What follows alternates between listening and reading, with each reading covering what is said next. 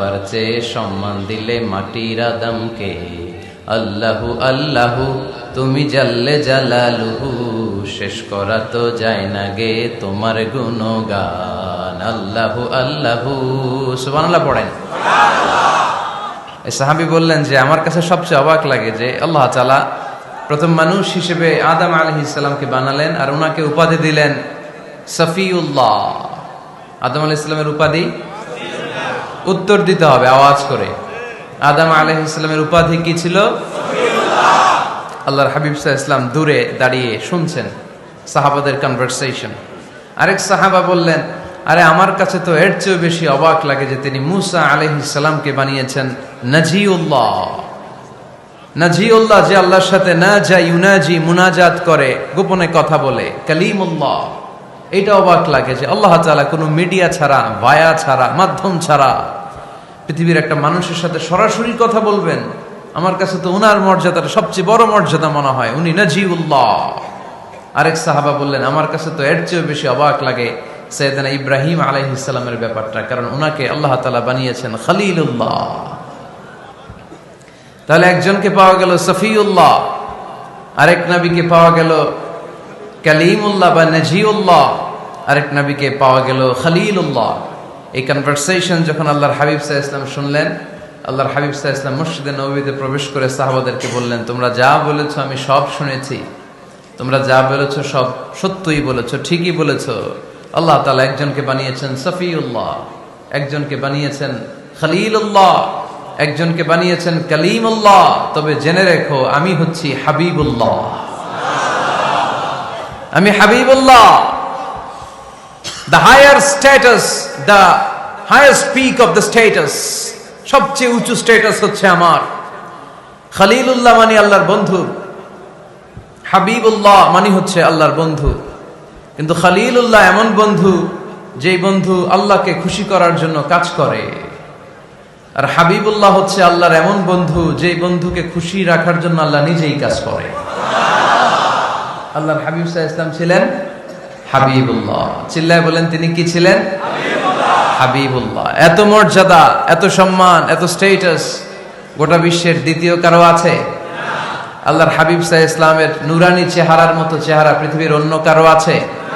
কোন দিক দিয়ে আল্লাহর হাবিবের সাথে কোনো মানুষের কোনো ধরনের কম্পারিজন, তুলনা চলতে পারে না। Whether it's the fitness, whether it's the skin colour, whether it's the sound, whether it's the status, is out of any kind of comparison. তিনি সব ধরনের তুলনার ঊর্ধ্বে। As a father, as a teacher, as a commander, as a lawgiver, as a lawmaker, as a reformer of the society, Muhammad is the superman of the world. সুবহানাল্লাহ পড়তে পারলেন না? স্বামী হিসেবে, বাবা হিসেবে, নেতা হিসেবে, সমাজ সংস্কারক হিসেবে, নবী হিসেবে আল্লাহ রাসূল সাল্লাল্লাহু আলাইহি ওয়াসাল্লাম হচ্ছেন এই পৃথিবীর একজন সুপারম্যান। আল্লাহু আকবার। যার উপর একবার দুরূদ পড়লে 10টি রহমত নাজিল করে কে? 10টি গুনাহ মাফ করে কে? যিনি দুরূদ পড়ল তার স্ট্যাটাসকে 10 গুণ বাড়িয়ে দেয় কে? ওই হাবিব সাল্লাল্লাহু আলাইহি ওয়াসাল্লামের উম্মত হতে পেরে আমরা খুশি না বেজা? আমরা আল্লাহর রাসূল সাল্লাল্লাহু আলাইহি ওয়াসাল্লামকে আজকে জানার চেষ্টা করব কোরআনের আলোকে, ইনশাআল্লাহ। পড়েন। আল্লাহর হাবিব সাল্লাল্লাহু আলাইহি ওয়াসাল্লাম এতটাই মর্যাদার অধিকারী, ওনার স্ট্যাটাস এত হাই, উনি যদি ওনার মুখ দিয়ে কখনো বলেছেন ইয়েস, ওটা শরীয়তেও ইয়েস। উনি যদি মুখ ফসকে কখনো বলেছেন নো, মানে না, এটা শরীয়তেও না। তার মানে উনি হ্যাঁ বললে এটা হালাল হয়ে যায়, উনি না বললে এটা হারাম হয়ে যায়। উনি আঙ্গুল তুললে চাঁদ ভেঙে 2 ভাগ হয়ে যায়। উনি জমিন থেকে পা উপরে উঠালে আল্লাহর আরশের দিকে মেরাজে চলে যায়। উনি এমন নবী, উনারে বাদ দিলে ইসলাম থাকে না, থাকে? উনি এমন রাসূল, উনারে বাদ দিলে কোরআন বোঝা যায় না, কারণ কোরআন ওনার উপর নাজিল করেছে কে? আল্লাহ। উনি এমন হাবিব যাকে বাদ দিলে হাদিস বোঝা যায় না, কারণ এই হাদিস হচ্ছে এই প্রিয় নবীর মুখনিসৃত বাণী, ঠিক কি না? উনি এমন রাসূল যাকে বাদ দিলে সালাত বোঝা যায় না, কারণ সালাত কেমন করে পড়তে হয়, আদায় করতে হয় বিশ্বনবী হাতে কলমে শিক্ষা দিয়েছেন, ঠিক কিনা? এক সাহাবী সালাত পড়ছিলেন, সালাত পড়ে আল্লাহর হাবিব সাল্লাল্লাহু আলাইহি ওয়াসাল্লামের কাছে আসলেন। আল্লাহ রাসূল বললেন, সাল্লি ফা ইন্নাকা লাম তুসাল্লি, রিপিট ইউর সালাহ because you didn't offer your সালাহ ইন এ কারেক্ট ওয়ে। আবার নামাজ পড়া হয় নাই। সাহাবী যে আবার পড়লেন, আবার আসলেন, আল্লাহর হাবিব বললেন আবার পড়ো, হয় নাই। সাহাবী পড়ে আসলেন, আল্লাহর হাবিব বললেন সাল্লি ফা ইন্নাকা লাম তুসাল্লি, আবার নামাজ পড়া হয় নাই। এবার সাহাবী এসে কেঁদে দিলেন, এসে বললেন, ইয়া রাসূলুল্লাহ, এর চেয়ে ভালো তো আমি পড়তে পারি না। আল্লাহর হাবিব জড়িয়ে ধরলেন আর বললেন, আসো শিখিয়ে দেই কেমন করে সালাত পড়বে। সালাতে কোনো তাড়াহুড়ো করবে না। রুকুতে যখন যাবে তোমার পিঠটা হবে স্ট্রেইট ফরওয়ার্ড, স্ট্রেইট ফরওয়ার্ড। রুকু থেকে সোজা হয়ে দাঁড়াবে, দুই সেজদার মাঝখানে সোজা হয়ে বসবে। সেজদায় যখন যাবে রিল্যাক্স করবে। সালাতে কি করতে হয়? রিল্যাক্স। আমার সাথে সাথে সবাই আওয়াজ করে পড়েন, রিল্যাক্স। সালাতে রিল্যাক্স করবেন, আপনি তাড়াহুড়ো করতে পারবেন না। আল্লাহর হাবিব সাল্লাল্লাহু আলাইহি ওয়াসাল্লাম শিখালেন কিভাবে সালাত পড়তে হয়। তার মানে এই নবীরে বাদ দিলে সালাত বুঝা যায় না, এই নবীকে বাদ দিলে সিয়াম বুঝা যায় না। সিয়াম কেমন করে পালন করতে হয় এই নবী শিখিয়েছেন। এই নবীকে বাদ দিলে হজ বুঝা যায় না, কারণ এই হাবিব বলেছেন, খুযু আন্নী মানাসিকাকুম, কেমন করে হজ করতে হয় আমার কাছ থেকে শিখে নাও।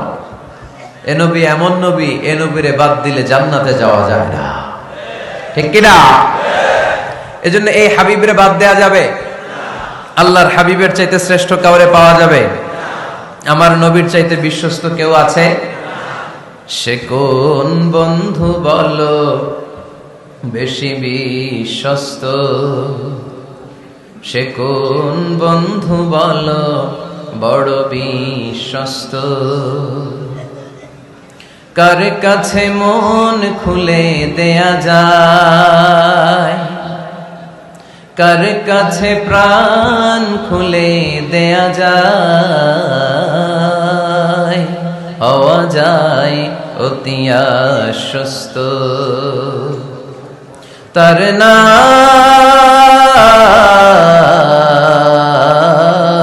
আহমদ, বড় বিশ্বস্ত। সুবহানাল্লাহ। ওনার চাইতে বিশ্বস্ত গোটা দুনিয়ায় দ্বিতীয় কাউকে খুঁজে পাওয়া যাবে। এজন্য উনি যা নিয়ে এসেছেন ওইটাই আমাদেরকে ধরতে হবে, because he is our model. তিনি আমাদের সেলিব্রিটি, তিনি আমাদের মডেল। তিনি যেমন যেমন করেছেন তেমন তেমন করলে লাভ না লস? আওয়াজ করে বলতে হবে, লাভ না লস? এজন্য আল্লাহর হাবিব সাল্লাল্লাহু আলাইহি ওয়াসাল্লামের আদর্শই আমাদের আদর্শ, ঠিক কিনা? ওমা আতাকুমুর রাসূলু ফাখুযুহু ওমা নাহাকুম আনহু ফান্তাহু। Whatever he brings with, take it. Whatever he forbids, abstain from it. তিনি যা নিয়ে এসেছেন ধরো,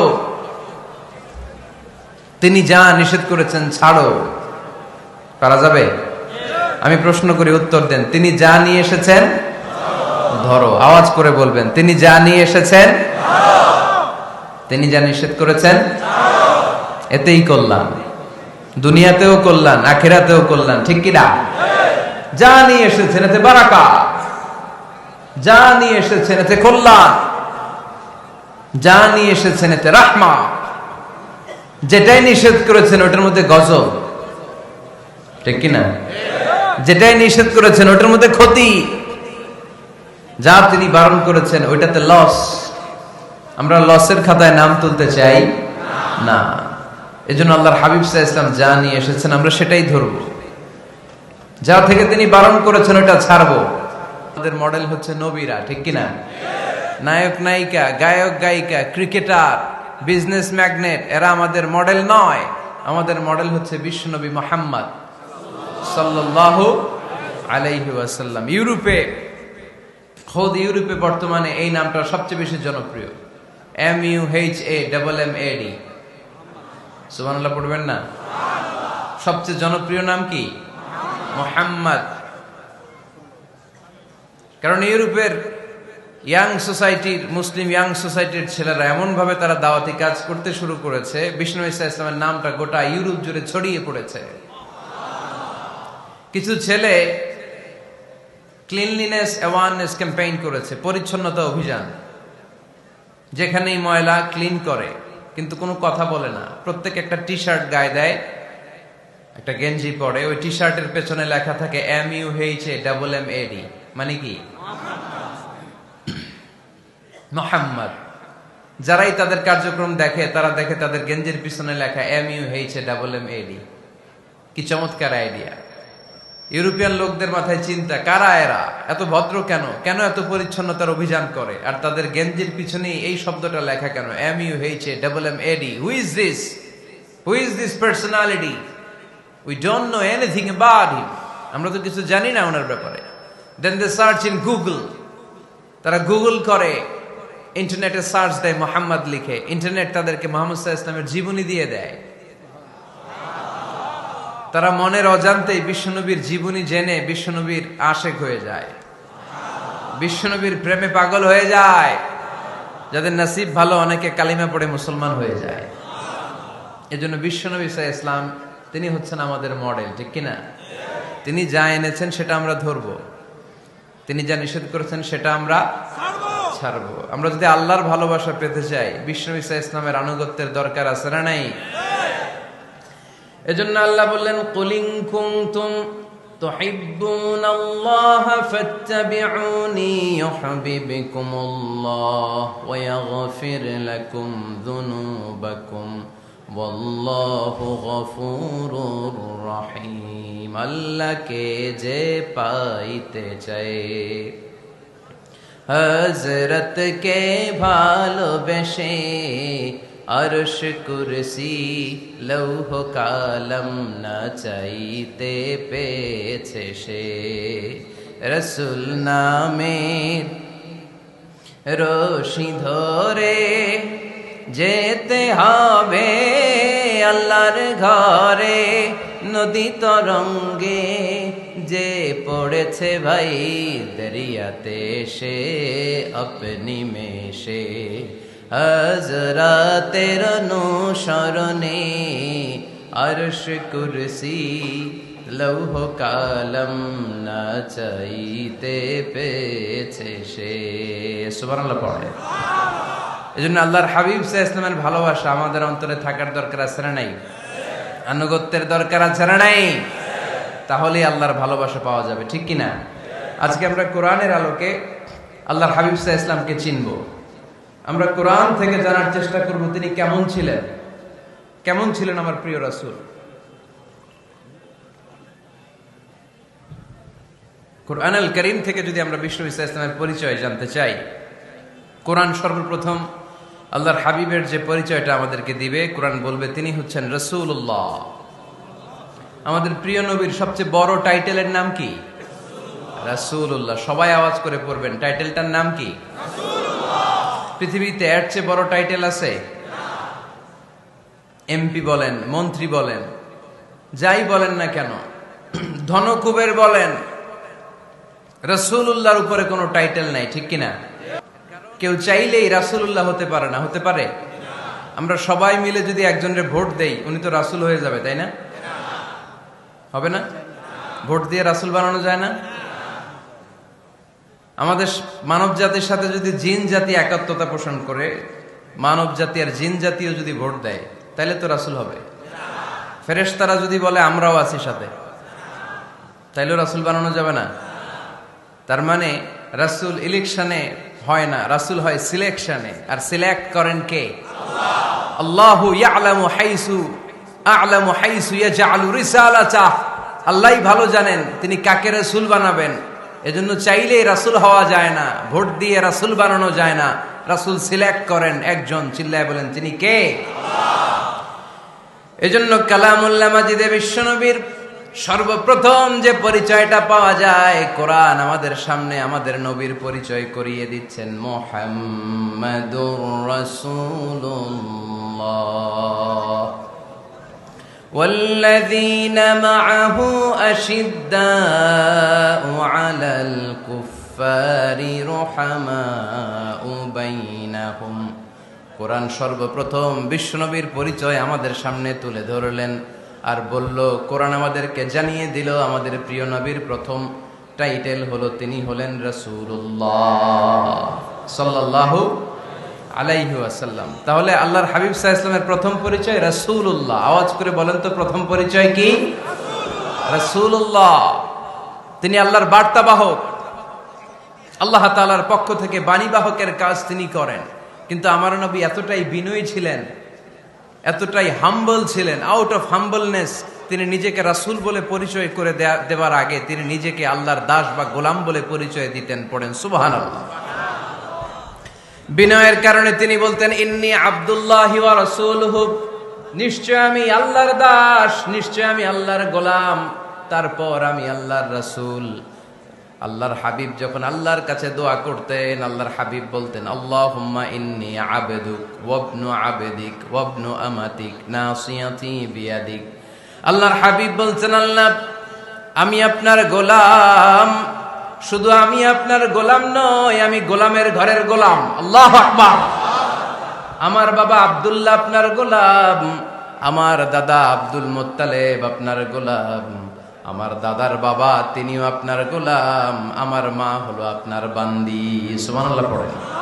তাহলে তিনি রাসূল হওয়ার পরেও তিনি নিজেকে গোলাম বলে পরিচয় দিতেন, দাস বলে পরিচয় দিতেন।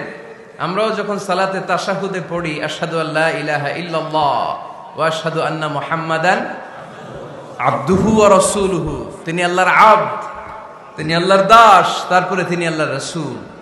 বিনয়ের কারণে আল্লাহর হাবিব সাল্লাল্লাহু আলাইহি ওয়াসাল্লাম পরে রাসূল হিসেবে পরিচয়টা পেশ করতেন। আগে বলতেন আমি আল্লাহর গোলাম, আমি আল্লাহর।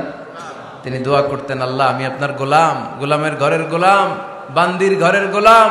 আল্লাহ আমার মাথার চুলের ঝুঁটি আপনার হাতের মুঠোয়, আপনি যেদিকে টান দিবেন আমি ওদিকে যেতে বাধ্য। আপনি ডানে টানলে আমি ডানে যাই, আপনি বায়ে টানলে আমি বায়ে যাই, যেখানে নেবেন আমি ওখানেই যেতে বাধ্য। ঠিক কি না? আউট অফ হাম্বলনেস, বিনয়ের কারণে। কি বিনয়ী ছিলেন বিষ্ণু ঈসা আলাইহিস সালাম। তিনি আল্লাহর রাসূল, তারপরেও তিনি পরিচয় দিতেন আল্লাহ আমি আপনার গোলাম। আওয়াজ করে পড়েন সুবহানাল্লাহ। তাহলে প্রথম যে পরিচয় কোরআন আমাদেরকে দিল সেটা হচ্ছে আমাদের প্রিয় নবী ছিলেন রাসূলুল্লাহ। আওয়াজ করে বলেন পরিচয়টা কি? এর চেয়ে বড় পরিচয় হতে পারে? হতে পারে? দ্বিতীয় পর্যায়ে কোরআন আমাদেরকে জানাচ্ছে যে তিনি শুধু রাসূলুল্লাহই নয়, তিনি শুধু আল্লাহর রাসূলই নন, তিনি হচ্ছেন শেষ রাসূল, তিনি হচ্ছেন শেষ নবী, তিনি খাতামুন নবিয়্যিন। ওনার পরে আর কোন নবী আসবে? চিল্লায় বলেন। এই হায়দারগঞ্জের একজন যদি ঘোষণা দেয় আমি নবী, কি করবেন? ওই একজন কয় মায়ের কারে কয়, হ্যাঁ কি করবেন আপনারা? কি করবা? মায়ের। আইজো মায়ের কাইলো মায়ের, মায়ের উপরে ওষুধ নাই। ঠিক কিনা? আল্লাহর হাবিব সাল্লাল্লাহু আলাইহি ওয়াসাল্লাম তিনি ছিলেন শেষ রাসূল। সাইয়েদনা আদম আলাইহিস সালাম থেকে শুরু করে ঈসা আলাইহিস সালাম পর্যন্ত এই যে নবী আসার যে চেইন, এই ধারাবাহিকতা, বিশ্ব নবীকে এই দুনিয়াতে পাঠিয়ে ওই চেইনকে আল্লাহ পরিপূর্ণ করে দিলেন। চিল্লায় পড়েন আল্লাহু আকবার। এজন্য কোরআন আমাদেরকে বলে মা কানা মুহাম্মাদুন আবা আহাদিম মির রিজালিকুম ওয়ালাকিন রাসূলুল্লাহি ওয়া খাতামান নাবিয়্যিন। মুহাম্মদ তোমাদের কোন ছেলেদের পিতা নয়, পুরুষের পিতা নন, তিনি হলেন আল্লাহর রাসূল, তিনি হলেন শেষ নবী, তারপরে কোন নবী হবে না। ঠিক কি না?